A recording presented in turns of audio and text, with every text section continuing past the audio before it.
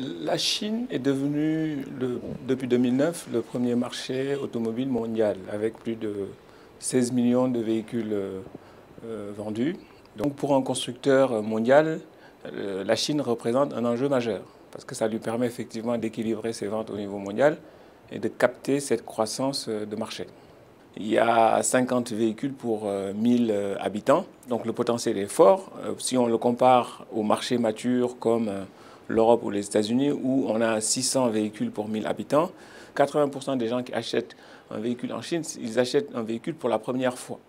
Donc il faut pouvoir leur offrir un produit qui correspond à leurs aspirations, donc lié aux caractéristiques locales, notamment en termes de volume et autres, mais aussi il y a dans ce marché un micro-marché qu'on appelle le premium, parce que la consommation étant globale, ces consommateurs-là souhaitent des produits qu'on peut retrouver sur un marché européen ou un marché américain. Les Allemands occupent une position de choix, parce qu'ils ont à peu près 24% de part de marché, suivi de près par les Américains, qui ont à peu près 15-16%. Les Français viennent un peu derrière, quelque part, avec à peu près 4% de part de marché. Donc effectivement, les constructeurs français ont un challenge pour revenir sur ce marché, et ils peuvent y revenir avec deux biais. D'une part, par le premium, donc ce que Citroën a bien compris avec sa ligne DS, qu'ils sont en train de lancer, mais aussi d'autres segments tels que l'électrique.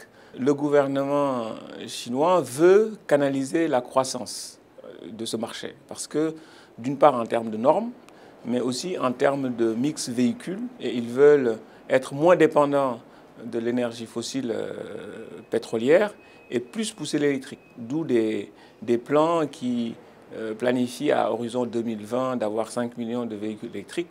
Donc, à horizon 2020, notre prévision se retrouve dans les 24-25 millions de véhicules. Maintenant, quelle configuration, c'est la grande question. Ce qu'il ne faut pas oublier, c'est qu'en Chine, il y a 4 grands constructeurs locaux qui représentent, en termes de construction, presque 60% du marché, et en termes de vente sur leur propre marque, à peu près 40% du marché.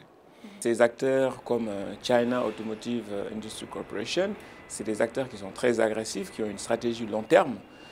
Et les perspectives que se donnent les stratèges chinois, c'est de pouvoir utiliser cette infrastructure déjà installée en termes de production pour maintenant attaquer le marché mondial.